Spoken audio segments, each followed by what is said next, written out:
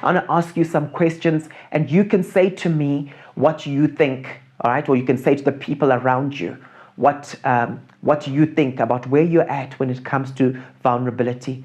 My first question is, can you allow others, especially those you deem to be junior, to influence you, to change your mind? Maybe even your spouse, your husband or your wife. Do you allow them to influence you? My second question, can you graciously lose an argument? I know you love to win an argument, but can you graciously lose an argument? Thirdly, are you comfortable associating with the weak and marginalized at the risk of being unfavorably branded? Are you comfortable associating with the weak and marginalized at the risk of being unfavorably branded?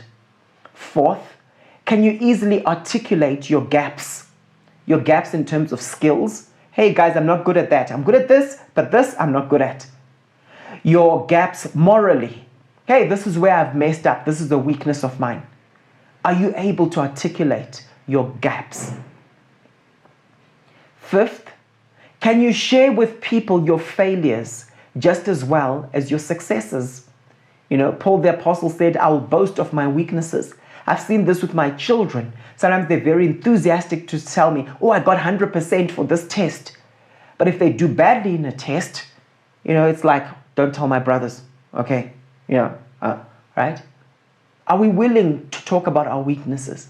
Sixth, can you express your fears and inadequacies without shame?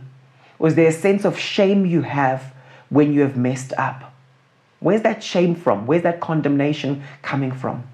Seventh, are you able to confess your sins to relevant parties? Eighth, are you free from having to be the hero of your own stories? You know those people when they share with you stories and they're always the hero in their story. I don't know, it tends to happen with us as men when we talk about our school days. Oh, then I did this, then I did that. I remember one guy in my varsity days had to actually end up coming to us. He was from a rival school of ours, and we were always talking about, oh, at school we did this, and then remember I did this. One day he just came up to me and he said, Paul, let go. And I'll never forget that. I'll never forget that. So are you always the hero in your stories? Or are you able to share stories that are self-effacing, where you're not the hero? Do you have a self-effacing humility, the opposite of arrogance? Ninth, have you uprooted the spirit of independence from your life? That type of independence that says, I don't need anyone's help. That type of independence that causes you to not be able to receive from someone. It's really rooted in pride, isn't it? True maturity is found in interdependence, not independence. And then 10th, are you able to ask for forgiveness? 11th, do you apologize when you need to?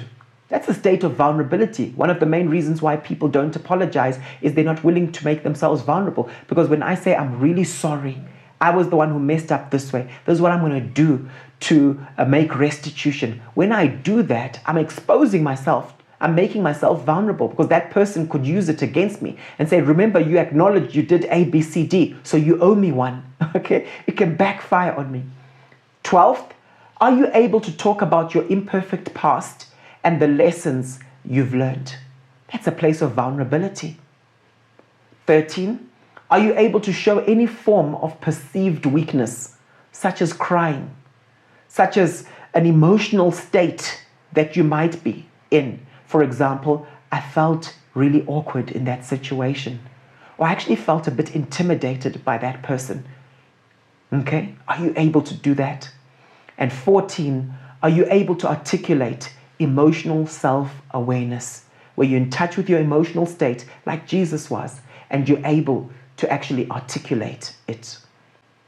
I like what Brené Brown said, owning our story can be hard, but not nearly as difficult as spending our lives running from it. Embracing our vulnerabilities is risky, but not nearly as dangerous as giving up on love and belonging and joy, the experiences that make us the most vulnerable.